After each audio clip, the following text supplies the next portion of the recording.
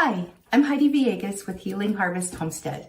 I am a community and practicing clinical herbalist. I'm also a certified level 2 aromatherapist with NAHA and AIA, and I am a homesteader, a writer, and a teacher. And one of my favorite things to do in the whole entire world is to teach about natural living and herbalism specifically, because it has radically changed my life and it's changed hundreds of students' lives that I know of, as well as clients. So the thing is that the plants and the herbs, they're available for us right in our backyards. I have a belief that God planted and gave us the plants for our food and medicine, and He gave us every single thing we need. And human beings have a really nice way of messing things up, don't they? So basically, when you can turn to the items that we were given for our health and our benefit, then how much more powerful are we going to be?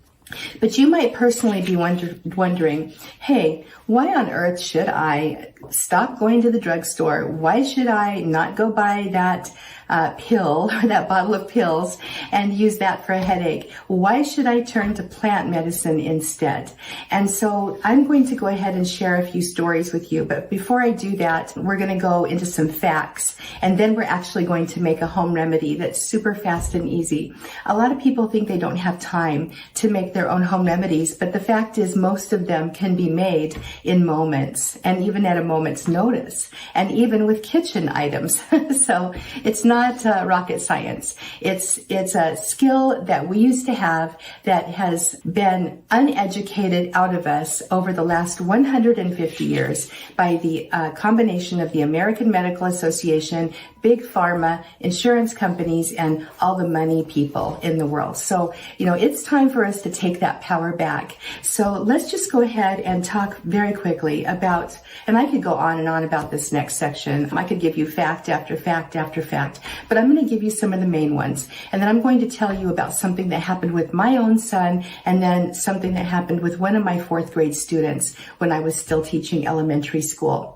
Over-the-counter drugs are misused, and they're overused, and they're abused. The main culprits are acetaminophen or NSAIDs, pain relievers, cough syrups, which are semi-narcotics, pseudoephedrine and cold medicine, cold and allergy medications, diet medications, pain medications, which I just mentioned, and then deaths. These over-the-counter drugs cause death. They cause liver and kidney issues over time. They cause gastric upsets.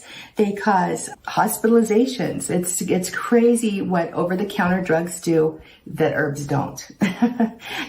Everybody wants us to think that herbs are dangerous and herbs are scary. But the fact is that if you actually look at the hospitalizations that occur because of what people are putting into their bodies, it's generally, and if you had to nail it down to herbs or over-the-counter or prescription drugs, it's going to be drugs. It's not going to be herbs. People aren't hospitalized necessarily for drinking calendula tea. They're just not. Anyway, but I want you to know a few things here. One of them is that children and teens are the most at risk for over-the-counter drug abuse. They just simply don't understand that there's a limit to how much they can take. That is an actual fact that came from the Lighthouse Recovery Institute this year, by the way. A drug addiction from over-the-counter drugs is very difficult to spot in people. Maybe you've known a friend. I had a friend one time who loved to take the nasal decongestant sprays. And there was one in particular that he would use. And I'm not going to say the brand name, but it was very common. He was addicted. He could not stop using it. And if he tried to stop, he couldn't breathe, because what he had done was change the mucosal membrane situation in his sinuses. The dose matters. A lot of times children and teens will take too much. Adults do too as well. Did you know that 80,000 people are hospitalized each year for acetaminophen overdose? That's the pain reliever that's in many common over-the-counter pain relievers that we reach for, and sleep aids and menstrual pain aids. It's very, very common, and people are hospitalized because of it.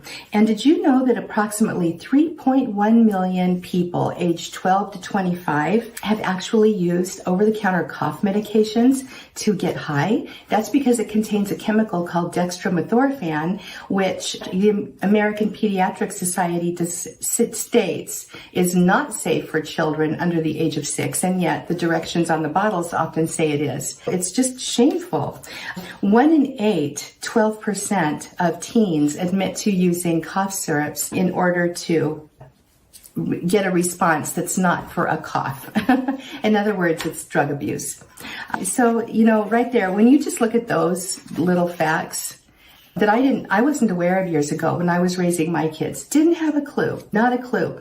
It was when my son, I have a football player son who actually got an ulcer from taking a very common over-the-counter medication and that contained ibuprofen, and he was a football player. So he was told by his doctor, his trainer on the team, and his father to take this over-the-counter drug and to take it often, and it was within the guidelines of the dosage. Well, he got an ulcer. And when I took him to the doctor after he complained that his stomach hurt so bad he couldn't eat, that we found out that he had this ulcer, it was horrifying to me. I thought, oh my gosh, I have failed as a mother. It was one of the worst experiences of my life. I was very angry. No child should ever get an ulcer for trying to deal with pain from something that is supposed to be safe, that is easily purchased in the store. Not ever. But anyway, I digress. I could go on and on about this, and I'm going to stop right now. One quick story I do want to tell you, because this is very, very important as well, and something to consider. Let's talk about fevers for a moment and what our body's trying to do. Our body shows us symptoms when we are trying to fight things off, and it does certain things to us on purpose. So when we get that runny nose, it's because our body is trying to help us heal from an allergen or something else. When we get a fever, our body is trying to actually kill off microorganisms that are inside our body that are hurting us. And so the fever response is actually healthy, and we don't like it. It's uncomfortable. Humans always want to just get something that makes them feel better, okay, instead of maybe supporting the body through the healing process. So I had a student one year, 4th grade little boy, and he got sick. He came down with a sinus infection, an ear infection, his head. Like many children and adults too, get these kinds of infections.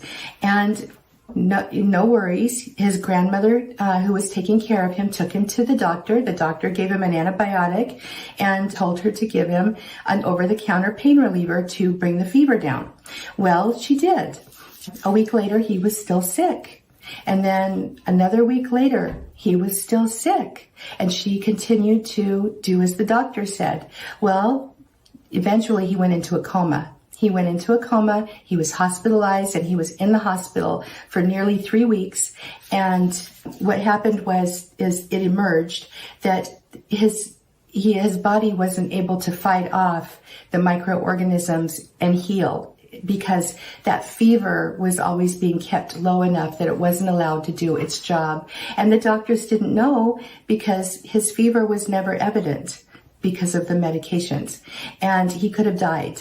So this is an example of when you are having some miscommunications with the medical community and what you're doing at home, which is so common, some very dangerous things can happen. My little student was so fortunate, because he came out of everything okay. He got better, and what a blessing that was. But the fact of the matter is that doctors do make mistakes. We make mistakes, and herbs are the gentlest response. So when we're dealing with common ailments and minor illnesses, truly, you guys, herbs are way better than over-the-counter drugs. And I'm not saying you should never go to the doctor. Not saying that at all. But I am saying that perhaps we need to give our old traditional methods a try and see how they actually work to heal us. I have my own stories, and I'll share that in another video, but basically, here are a few reasons that I've learned from my own experiences, as well as talking with hundreds and hundreds of other people about why you should bother using medicinal herbs instead of over-the-counter drugs. Number one is you don't want the toxic side effects anymore, and you don't want toxic chemicals in your body. I hear this over and over and over from people, myself included. The thought of putting a pain reliever pill into my body at this point, after not using any over-the-counter or prescription drugs in about 10 years now, just about kills me. I can't even imagine it, because I have all these other wonderful natural options that work better for us. So that's the first reason. The second reason that most people will say that they want to go ahead and turn to herbal medicine is that they want to actually heal instead of covering up their symptoms. And that has to do with the story I just told you. In fact, with my son and his ulcer too, he was not healing the pain in his knees. He had terrible growing pains. What he was doing was covering it up and making a bad situation a lot worse. And that's what over-the-counter drugs often do. They cover things up, they make you feel a little bit better for a moment, but your body isn't healing from them. Now, if you're using appropriate herbs and common remedies, that actually support the body's healing process, you can do some amazing things and get better a lot faster. The third one is the supply chain. The supply chain is something that is going to be variable depending on where we're at. We saw issues with the supply chain last year, and we keep hearing that they're coming up again. I've been talking with some people, and they say that yes, store shelves are looking a little bleak. You know, the fact is, whether we have a fully stocked grocery store or not, where we're at, the fact of the matter is we don't know what's going to happen. And so it's a really good idea to have yourself be prepared at home to take care of things that you need to take care of. And then the other one is that many people just want to be medically prepared. They want to be able to know that no matter what happens, they know how to use certain plants that grow in their native environment to keep them well. And those are really the main reasons why people decide they want to turn to herbal medicine instead of OTCs or over-the-counter drugs and even prescription drugs. There are many other reasons, I'm sure. Those are the main ones. I know as a mom, now that I know what I know now, if I were a young mother, I don't think I'd be putting any over-the-counter drug into my children without trying at least an herbal remedy first. I just wouldn't. You guys, herbs are amazing. They heal on a slower basis, but on a longer term basis, and they keep us well. They keep us well. So you can actually alleviate many of your illnesses just by paying attention to, certain herbs on a daily basis and having good lifestyle habits. I want you to imagine something, and then we're going to go ahead and make a cough syrup together. I want you to imagine that when your child is coughing in the next room, and it's that hacking, horrible cough, and it just scares you to death. Imagine being able to reach into your cupboard and grab your 2-ingredient homemade cough syrup that is clinically proven to work better than those over-the-counter toxic dextromethorphan-filled cough syrups that were being sold. Wouldn't that be amazing? I'm going to show you right now, we're going to make this together, a 2-ingredient cough syrup that, again, based on a study done in 2007, is clinically shown, the honey is clinically shown to be more soothing to coughs than this chemical dextromethorphan that we all think we need to have. Let's go ahead and make this together, and you are going to see that instead of running to the grocery store if your child's coughing in the next room, instead of leaping into the car and running down there and spending $10 on some really expensive toxic chemical concoction that you have to bring back home and force down your child's throat, you know what? You can create very quickly and easily a natural, delicious, healthy, good for you homemade cough syrup that works better. I mean, is there even a choice there? So let's go ahead and learn how to make this cough syrup. And I'm so pleased that You're going to learn this with me. All right, so I've got my butcher block work counter here, and please excuse the stains. I was working with black walnut not too long ago to create an infused oil and a tincture, and it stained it up a little bit, but it's perfectly fine to use. But anyway, I just want to talk about, before we get into how to make this quick recipe, I want to talk about something called the pill mentality. So the pill mentality is something that we've all grown up with. In fact, I would say even our grandparents grew up with it, for most of us, for many of us. And we've all bought into this idea that we have to go to a doctor and we have to take a pill instead of just handling things ourselves. And this is because, I think I mentioned it earlier in this video, but Big Pharma and the AMA, the American Medical Association, they've kind of teamed up and decided to put herbal medicine into a dark corner and hope that we all go away and that people don't learn about it so that they can sell us our pills. And so now we all have this belief that we've grown up with. So it's ingrained in us, you guys, where we have to go get a pill. And I'm just going to tell you, it took me decades to get over that myself. And I'm now a diehard herbalist and don't take any of those pills. So I know it's alive and well in most people.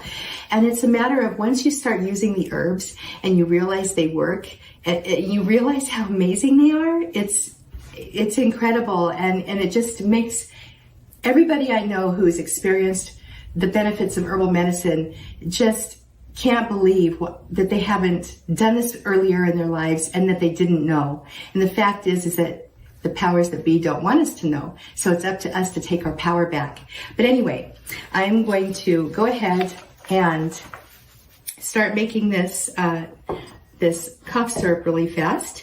And while I do, I'm going to just share a few other things with you. So what I've got here is a cut up red onion. This is a small red onion. This one happens to have come from my garden, but you can buy red onions in the grocery store.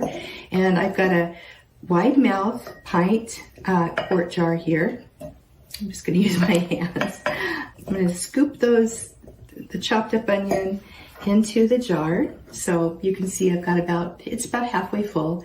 It doesn't have to be that full. If it is over full, it's okay too. There's so much variability in this. And then I've got some honey, and I'm going to just pour this over I didn't measure this out. I just kind of put some in a bowl. So I might need to add some more honey. But you want the onion pieces to be fully covered by the honey. Okay, so do you know how a moment ago I told you that the honey is clinically proven to actually be better, especially for kids, than that dextromethorphan cough syrup stuff that they sell you in the stores? With this cough syrup, you've also got the compounds, including the anthocyanins from the onions. And this combination right here, as simple and easy as it is, this is like one of grandmother's old folk remedies right here, you guys. It's really hundreds of years old. But this simple combination can help you get better faster, and it really does soothe and alleviate a cough, and it helps you to even breathe a little bit better. So it is just a wonderful little remedy to have in your toolbox. Okay, in fact, during the winter time, I do not let us run out of red onion. I just don't. And we never run out of honey. I always make sure we have raw honey in the cupboards. Now, just so you know, and you probably already do know this if you're a mom, but you don't want to be giving raw honey to infants under the age of 12 months. And that's because there is a little bit of a risk of the botulism spores. Now, I know that the old time pioneers did not ever hesitate to give raw honey to their children, and I don't think there were a whole lot of issues or problems. Now that we have modern science and modern studies that are telling us some things that we didn't know before, we can actually make some good decisions for ourselves. So now What you do at this point is you're going to just get a cover. You know, you could even just use one of the mason jar lids and set it on top. And you want to just set this aside in a, you know, on the countertop, or you can set it near the stove top or a wood stove if you've got one not directly on it. You don't want it heating up too hot. If you have a warmer place, it's helpful. What's going to happen here is the onions are going to start releasing their juices into the honey, and eventually, after an hour or 2 or 4, depending on how warm or cold your house is, you're going to get a layer of syrup floating on the top. And you can just scoop it out with a spoon, take a spoonful, and you're all set. So the shelf life on this, this will last up to a week or so on the counter. And if you want to refrigerate it, you'll get a good 2 weeks, possibly more out of it. If you're dealing or struggling with a cough, it's probably going to be gone within a short period of time, and you can just keep making more. You saw how easy it was. I want to talk about a couple of my students really fast too, and then I'll just share with you some things I'm going to give to you. My friend Sandy, her husband, when she came to me, her husband was really having trouble breathing. In fact, that's why she reached out. And over the years, I've been working with her. You know, we've steadily been able to improve her husband's breathing. And she's also been working with a local herbalist where she lives in her state. So between all the things, she's brought her husband from a place where he was almost dying and he was really in some trouble to now he's healthy. His quality of life is incredibly improved, and his doctors are amazed. Okay, and I could just go on. Another student, Sarah, wrote to me the other day, and she told me, she said, hey, I have to tell you this. She's a newer student. She says, she goes, I made some magnesium oil, to spray on my husband's legs, and he laughed at me and wouldn't take it. Well, he gets leg cramps. And so one night he couldn't sleep at all. And so she spritzed the magnesium oil spray on his legs, and they stopped cramping. He went back to sleep. The next night, they decided to spray it on, and they didn't cramp up at all. He had a great night's sleep. The next night, he decided he didn't want to have the spray, and he decided just to go to sleep. His legs cramped up. They put the spray on, and it helped again. So you can see, you guys, that's a simple fix, and it works, and you can do all kinds of things like this that are easy, they're inexpensive, they're useful, they're extremely valuable. You know, a lot of people think that learning how to use herbs is too hard. You just saw how easy it is. And all of these things I have over here and in my apothecary area of the house, they're all easy to make. You might think it takes too much time. You know what? You saw how fast this was. This is about how fast most herbal preparations actually take of your physical time. A lot of times you have to wait for the preparation to be ready, as in the case of a tincture. But honestly, your physical time creating the product is it's very, very, very, very minimal. And money. Some people just don't want to spend the money. You guys, you can grow your own plants. If money is really an issue, you can grow your own plants. You can also buy high quality herbs from bulk herb stores. The key here is knowing what herbs to buy, how much to buy, and knowing what you want to make. And I'm going to help you with that. All right. So in the next video, we're going to kind of dive a little more deeply into a cost analysis of what it actually costs to make an herbal preparation versus a drugstore drug. We already kind of did that already with this little cough syrup. I mean, we're talking pennies here. And as for us, pretty much it was almost free. It was the cost of the honey because the onion was grown in our garden. But I could have gone and bought and spent $10 or so on cough syrup that's unhealthy for me. So we kind of already looked at that, but we'll go deeper in the next video. And we're also going to see how to make a different kind of a remedy that is very, very common, that is going to be extremely useful for you. So when you're done with this little video series, you're going to have some remedies that you can easily make at home, that you can start using right away, and are not going to cost you a lot of money. And I'm going to give you a couple of things in the meantime. One of the things I'd like to offer you is my Herbal Remedies Guide. You can download this from the front side of my website or on any of the YouTube videos I've done, and I will put it in the link below. But if you don't have it already, you may already have it. You can grab this for free, okay? And it's just a handy little guide to 10 common herbs that you can easily get, like garlic and lavender and rosemary. Most of these things you can buy in your store, and it's a gift to you. All right, so we're going to sign off now, and what I'd like you to do for me is, to share your comments below. If you could please share your comments, let me know what you thought of this video. Let me know what your biggest concerns are. What are your fears? What are your hopes about using herbal medicine in your life and making that step into better health? Go ahead and share with me. I'd love to hear from you. And if you have any questions, please leave those too. All right, I'm Heidi Villegas, and I'm going to sign off now, and it was really great talking with you. I hope you enjoyed this video.